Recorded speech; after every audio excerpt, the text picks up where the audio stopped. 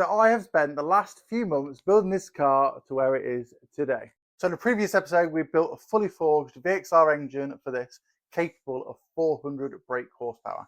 And we've also done lots of modifications to this Vauxhall Nova shell to make it all work. So this is the spare block. We've used an F23 gearbox. Now this is fairly unique because it's got cable shifters, hydraulic clutch, and it's front mounted. So it's a bit of an oddball, a lot of custom bits.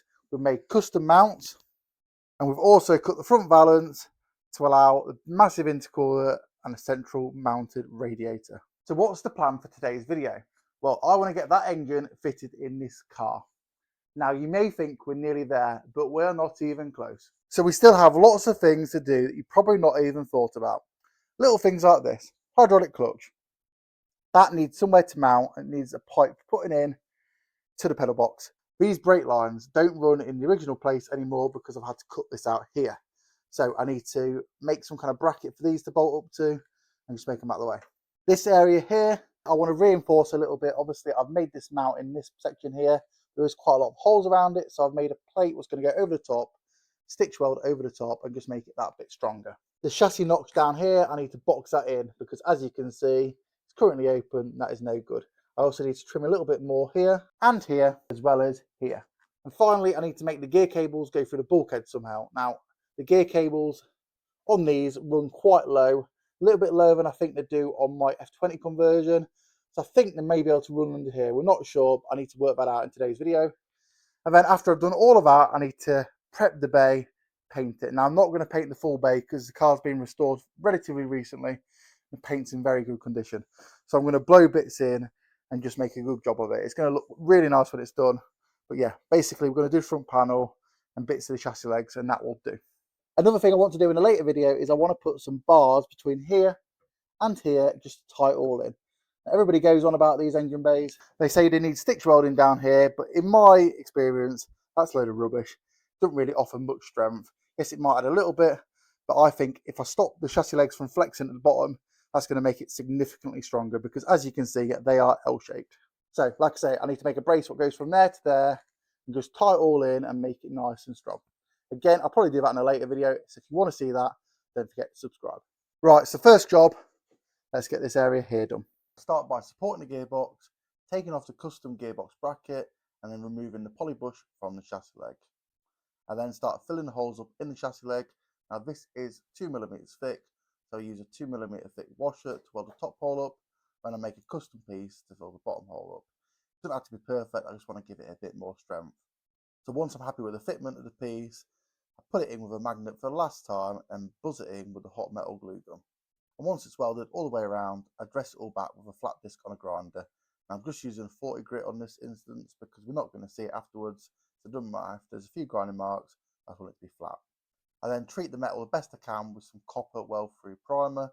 Then I can start clamping up the custom reinforcement plate I made. Again, this is 2mm thick. I put a couple of holes in it so I can plug weld it, and I'm also stitch welding the side. This is going to be really strong. And the idea is I wanted it to look kind of factory like Vauxhall intended it. I think this is going to really strengthen the chassis leg and it looks pretty good. What do you think?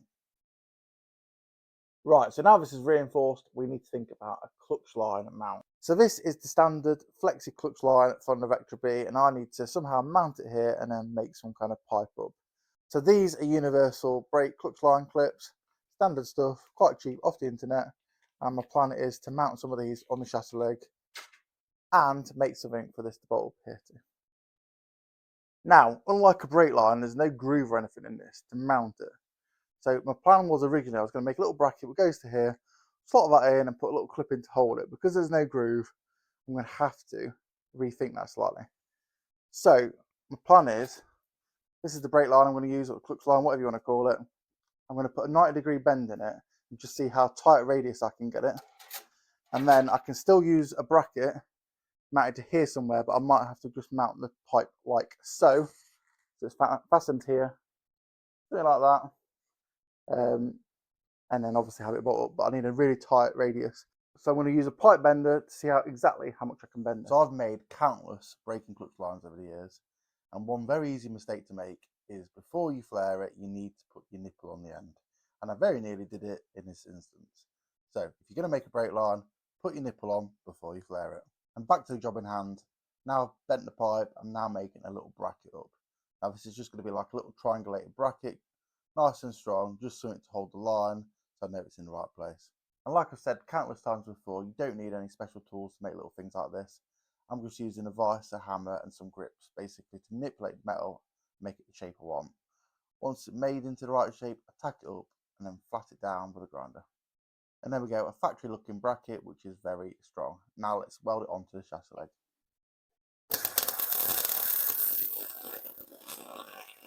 Now I do appreciate the finer things in life, and a good solid dependable bracket is no exception. Now time to screw in the clutch line clip and then mark exactly where we want the other one to be, because we want to support this the best we can. Now because the chassis leg is now 4mm thick, all I do is drill into the chassis with a 5mm drill and tap it out to 6mm. And there we go, that's the second clip secured to the chassis leg. Now I'm going to be replacing the bolts with something a little bit shallower, but you get the idea. Right, next on to some clearance. Now the edge of the gearbox is very close to the chassis leg here. I'm just going to trim the bottom bit away here. Don't worry about strength, I am going to tack it up afterwards. I don't actually drill through any spot welds anyway because they're slightly higher. But regardless, it's not going to do any harm to add a few extra welds just to make it a bit stronger. So now that's done, we need to move on to boxing this bit of the chassis leg in. Now I have been a little bit worried about this because it is quite an awkward shape. Because of this, I use a bit of cardboard to make a paper template and I do it in 2 sections. I was originally going to try and do it in 1 section, but because of the curve and stuff, I decided let's just do it in 2 sections and make it easy. So that's the first bit, templated, cut out and welded in. Right, I've welded this up as much as I can for now because I need to take the engine and gearbox fully out to get to it better. So I've just put it back in again. This is the little mount I've made, as you can see. Right, so next job is gear cables. Now, these point further down than the F21s that I did on my car. So I'm hoping, this is a Cavalier internal shifter rod, hoping the cables are going to go down here and then through that hole under here. That's hopefully what's going to happen. So what I'm going to do, I'm just going to pull the cables out, rig them up and see if I can make it work. As you can see, they are fitted. I've just had to bend this brake pipe up slightly to make that clear. I've got loads of clearance now. So, looking at that, I'm pretty confident they will go under there nicely, which is a positive because it means I don't have to drill another hole in the bulkhead. So yeah, obviously I'll do the interior bit at a later date. I'm not going to do that in today's video. I'm going to do a separate video about that. Next job, let's trim this bit away here. And I'm also going to make a little bracket to hold the radiator in at the top. So this is where the original bracket is. I've folded it flat for a bit more clearance, but like I say, as that's coming out, I'm going to make a new one. Obviously the rad is now going to be central mounted. So yeah, I'm just going to need to see how I can make that all work nicely. Right, so I've just put the rubber bobbins in, and now these are the original ones. I've just had to cut a little bit off them so the bolts can go through. But yeah, they're in, so the radiator is now sat. I've removed the makeshift turbo and head. So now I can cut this off and make a new bracket to mount that to somewhere. So I cut the slam panel out for clearance and then I use a file just to clean it up. Right, so this is the original top radiator mount and I basically drilled off the spot weld so I can remove it from this top panel here. Section I cut out, and I plan to put this on the rad, see exactly where it needs to go, and I can hopefully spot weld it back on, or plug weld it, shall we say. So that's a little rubber bit inside it. It's got a little spring clip. So this is going to just slide onto this here, and I can push this into place. I'm hoping that's going to line up perfectly, so I can just plug weld that into place. Right, as you can see, I've just cleaned some of the metal back here. I've painted this bracket, I've primed it, painted it, let it dry, and I've just cleaned back the area I'm going to plug weld. There we go. Right.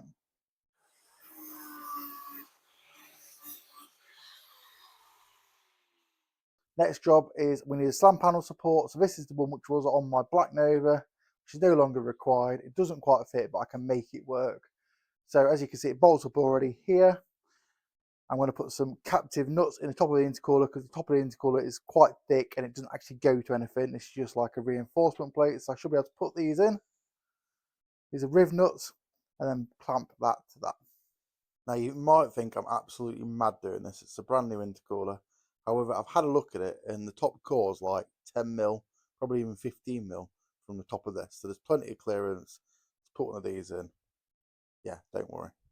Now, although I said I wasn't going to stitch weld it, I did intend to reinforce this area here because this is a bit of a weak spot. And another thing we're going to do is we're going to make a brace what goes from here to that side of the lower panel. So to connect that side to that side, we're going to make a bar with adjustable rose joints. So I've made this little bracket. Now this is 5-6mm steel. Just cut it to shape, welded a nut on it. Now it's going to weld to the end of that, like so. And then I'm going to triangulate the end just to box it all in. That's going to be really strong. Still allow us to get to this bolt here. It's going to work a treat. And there you go. After an hour of messing around, this is the end result. As you can see, proper strong and fairly factory looking. I'm happy. I've also filled in the back section of the chassis leg and dressed it all back, and I think it looks really good. Right, so I've cleaned everything back and all the bare metal stuff's been prepped properly. I've used some spot primer. Once that was dry, I then went over the whole thing with Gravitex, which is like a stone chip textured finish, which is a bit more durable than normal paint. I've just done the lower sections of this. This is the high impact areas, bits we're going to get hit by stones a lot more. And I think it looks pretty good. So now the next job is to start prepping for paint. Now, as you can see, I've also adjusted the brake lines while we're there because they were the wrong side, in the way of the F23 gearbox. They're now clear. Right, so we've got some hot soapy water, we've got some sandpaper, and we're going to start just blending everything in, ready for the top coat.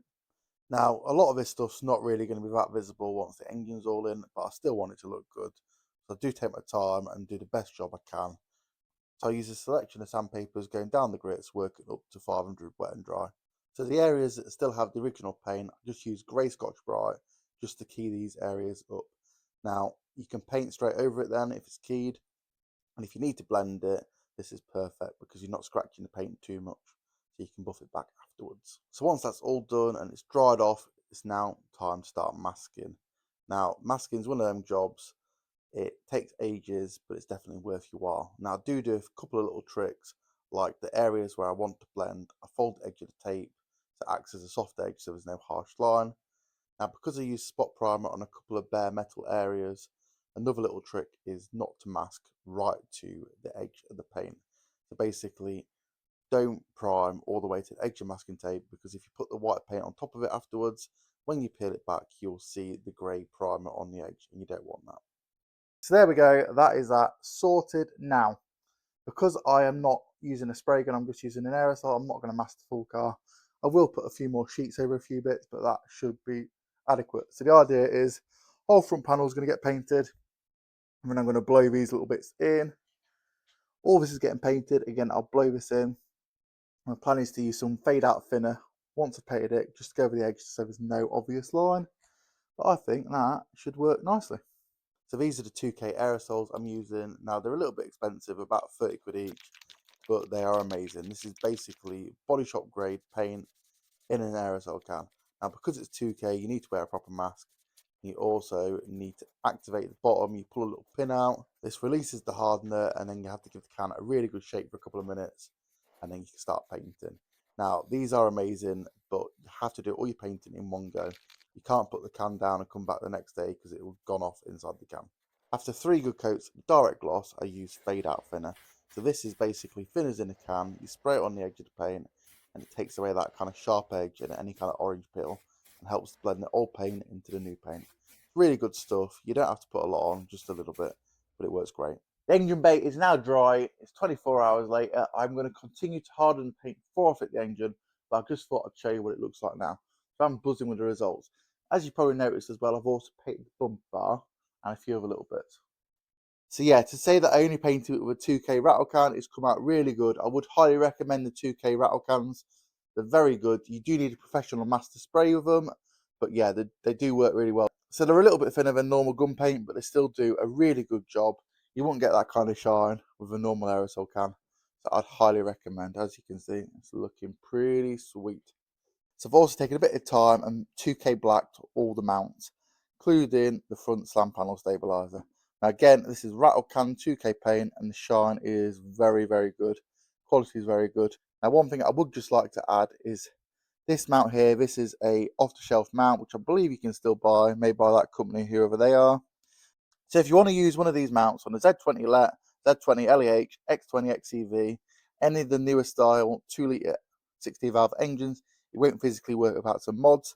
So what I've had to do is I've had to cut the back of this out slightly. Basically, one of the belt guides fouls this. That's all it is. To be fair, I'm not even sure this will fit a late style C20 XE or a C20 LET because the pulleys are different. I think the guide pulley was here, was mounted to the side of the block. I think that's going to foul on all of them. So yeah, if you got this kind of mount, it won't work without some mods, but you can basically cut the corner off and it'll be sound.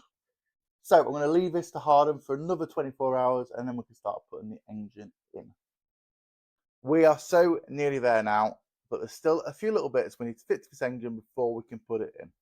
So we need to fit the sump bolts, the crank seal, fit the clutch and flywheel, to fit the gearbox, and finally the main water pipe at the back. So start with the sump bolts. Now we ordered these ages ago, but it took ages to come. So when I built the engine, I never fitted them. I just fitted some of the originals. Next job, so knock the crank seal in, nice and easy. 2 down, 3 to go. Right, next job, put the slave cylinder on the gearbox, and bolt the flywheel up to the engine. Put a bit of Loctite on the bolts, make sure they're nice and tight, not going to come off. And then we fit the heavy duty clutch, and again, I'll torque it all up to spec. Right, gearbox. Now this was very awkward to get on, if I'm honest. I did struggle, but we got there eventually. And finally, the rear main water pipe. Now this is a C20 XE water pipe, not a Z20 LET because they have a cooler built into some standard. So I do need to adapt it slightly. So I use a combination of pipes I had laying around and a few Jubilee clips and joiners to make it all line up. Doesn't look the prettiest, but it works.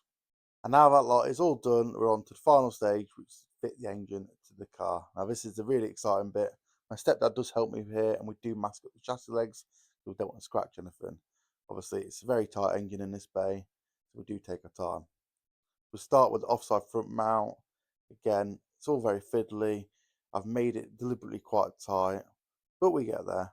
Then we move on to the front gearbox mount. We start off by putting the long bolt through the chassis leg, including the spacer, and tightening that up. Then we tighten it to the gearbox. Then go back to the offside and tighten everything up. Then my stepdad just lifts the crane up and down until I can get the rear mount to align. And I crawl underneath, tighten it all up, and that is the engine mounted. And that's it, the engine is in and it is looking sweet. Now, do not think we're anywhere near done because we still have tons to do. So we need to do custom boost pipes, custom coolant pipes. We need to make the wiring loom work, take the dash out and figure out the clutch master cylinder and pipe all that up. We've got tons to do yet, but we're going to be doing that in another video because this video has been plenty long enough and I've been a lot of hours on this, believe it or not. So we're going to wrap it up there.